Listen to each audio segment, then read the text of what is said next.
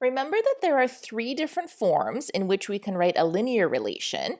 Each form gave us specific pieces of information about those graphs. Likewise, there are also different ways of representing a quadratic equation. The one we've been dealing with so far is vertex form, where we know that P and Q are the coordinates of the vertex. So in this particular example, I can see that -3 and -4 should be where the vertex is. And we have a graph here just so we can check. So my x-coordinate is at -3, my y-coordinate is at -4. We know A gives us the direction of opening. So because A is 1, it's a positive value, we are opening up. And it also tells us the shape of the graph. Now, if we were to expand this, we're going to begin by foiling this out. So we know that x plus 3 squared is just x plus 3 times x plus 3. When we square a binomial, remember FOIL. So we're going to multiply the first terms. X times x is x squared. We're going to multiply the outside terms. 3 times x is 3x. The inside, 3 times x is plus another 3x.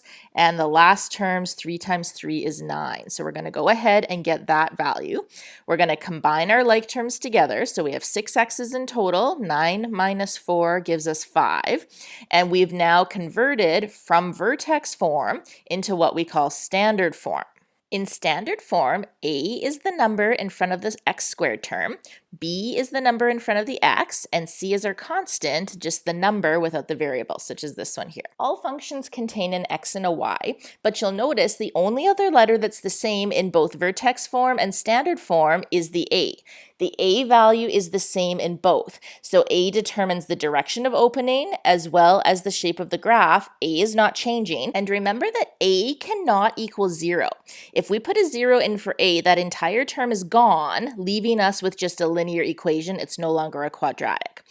B determines the position of the graph. And C is the other value that's going to give us an important piece of information. Now, if I were to substitute in a 0 in the place of x, so if I put a 0 here, that term's gone. I put a 0 here, that term's gone. All I'm left with is that C value.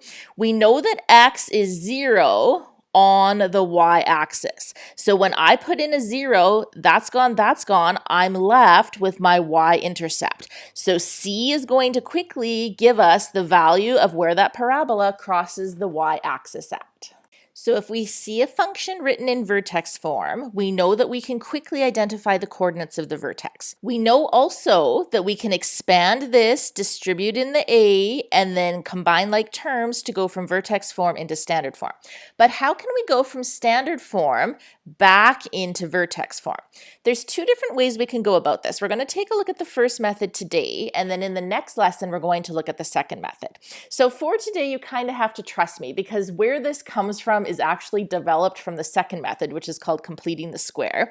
But we can take something in standard form and we can find the x-coordinate of the vertex, which we know is that p value, by using the formula -b divided by 2a. So we can substitute in the opposite of the b value, so take the negative of that b value, divide it by 2 times the a value. And just remember when you put this in your calculator, you'll have to put the denominator in brackets or work out what the denominator is before you divide.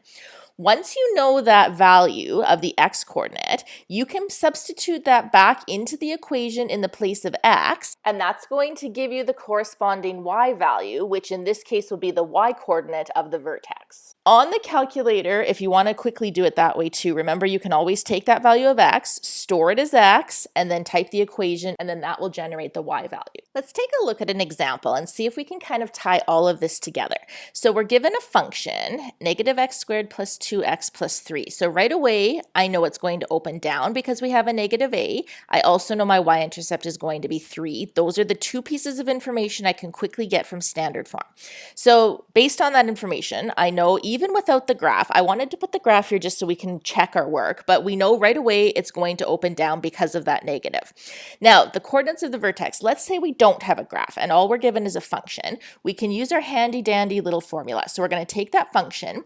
We know we can use that negative b divided by 2a to get the p-value, that x-coordinate of the vertex.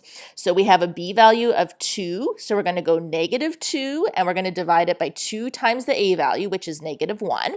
2 times negative 1 is negative 2. Negative 2 divided by negative 2 is positive 1. So I know the x-coordinate of my vertex is going to be positive 1.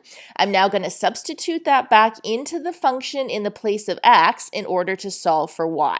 So substitute that in. 1 squared is 1 times a negative is negative 1. 2 times 1 is 2 plus 3. Combine all those terms together, and we're going to get a y value of 4. So that tells us our vertex is at 1, 4, and then let's double check the graph. So x is 1, y is 4. We have the correct vertex. And same thing on your calculators. You can always quickly graph this and then double check on your calculator to make sure the vertex is in the correct position. And here's how you would do this. So I've just typed my function in here. And when we go to graph, again, if we go back to that second function trace, that's going to give us the menu. We know that number 3 and number 4, maximum or minimum, is going to give us the vertex. So in this case, we have a maximum because we're opening down. So we're going to choose number 4. And then again, your calculator prompts you. So we know the vertex is here. These are the coordinates of the cursor. So just kind of watch those, only going left or right. So right now we're to the left of the vertex, press enter. The calculator says, are we to the right of the vertex? So we're going to scoot over here until we're on the right. We're going to press enter to say yes.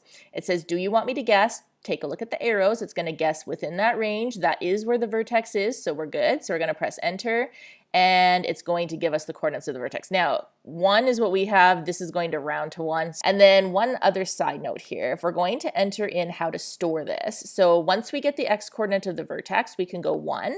This is the store key down here. So we're going to store that as x right here. We're going to press enter.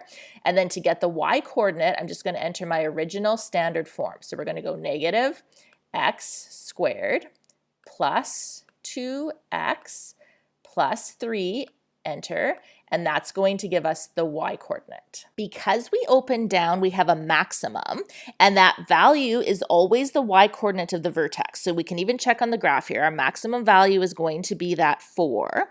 The axis of symmetry, we know, always passes through the x-coordinate of the vertex. So if we were to draw that in here, we should have a vertical line crossing the x-axis at 1. So we have x equals 1 is that equation. Now there is an algebraic way to determine the x-intercepts, which we're going to look at in a few lessons from here. So for today, we're just going to take a look and see that we have x-intercepts at -1 and 3. That occurs when y is equal to 0. So we will go through how to get those algebraically. And we know that the y-intercept is the c value in standard form. So that's going to be 3, and then we can always double check our graph and see that it does in fact cross the y-axis at 3.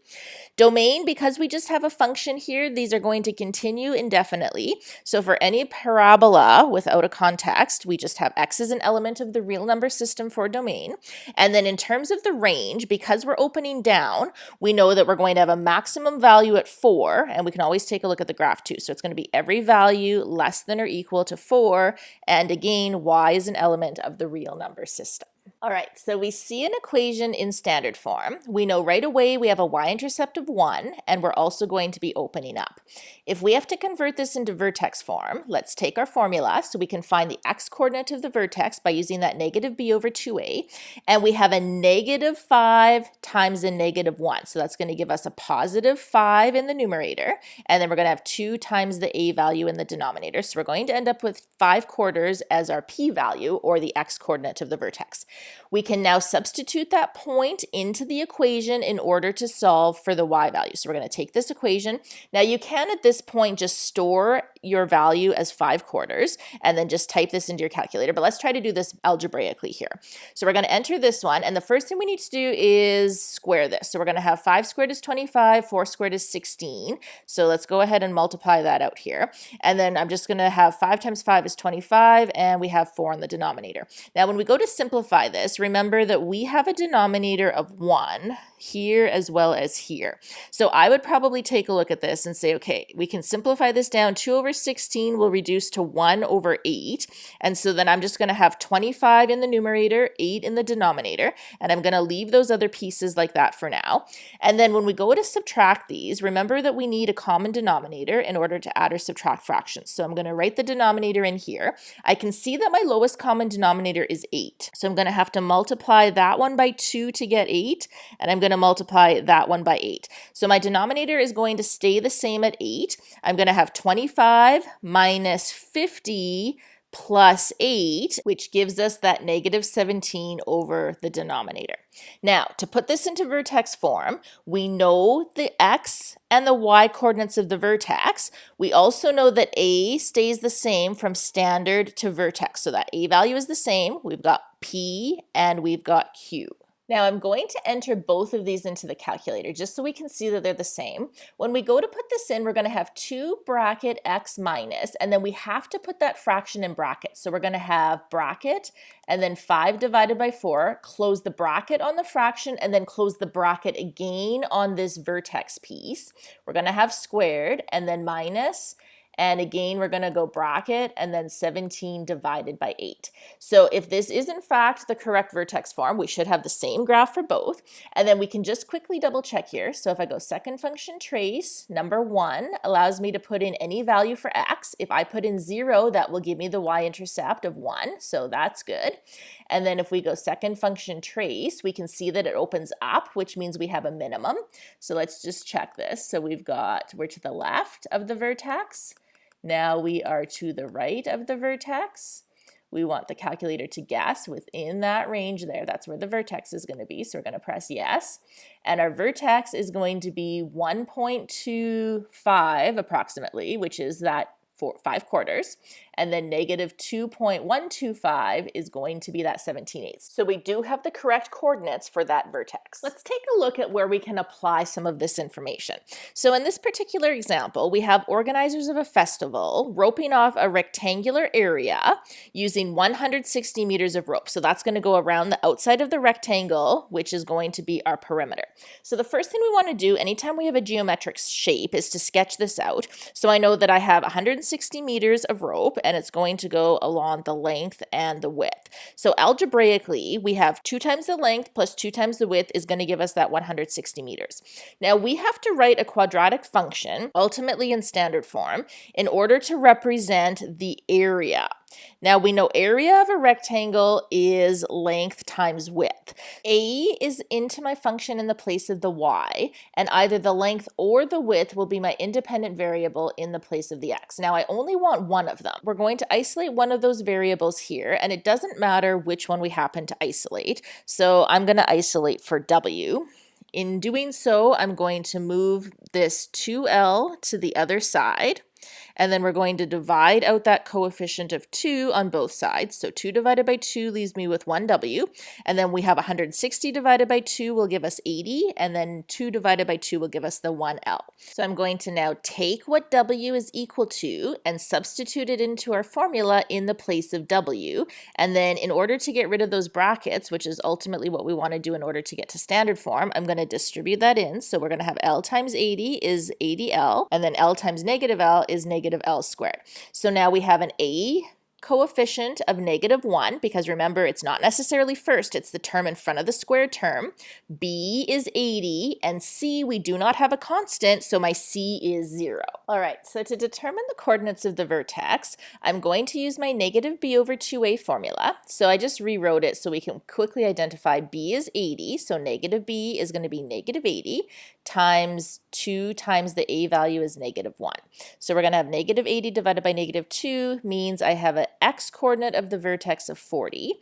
And then let's go ahead and substitute that back into the standard form in order to get the y coordinate of the vertex. So my vertex is going to be 40, 1600. And if I want to write the equation in vertex form, A, remember, stays the same, so we have an A value of (-1). I can fill in P for the P value and then Q for the Q value. Now we also want to start to figure out what exactly does this represent for this particular context or situation. So A is in the place of the Y, L is in the place of the X. So let's go ahead and draw a sketch here. So we can see that we're going to have a vertex here. We know we're opening down. So what this means is that we're going to have a maximum, because we open down, of 1600 when L happens to be 40. So we have a maximum area, in this case, that's what A represents, of 1600 square meters when the length is 40 meters. If the length happens to be 40 meters, then if we substitute this in for length, 80 minus 40 gives us a width also of 40 meters. So we actually end up with a square parking lot. Square is a type of rectangle. Now we are assuming that there is going to be rope on all four sides of that parking lot.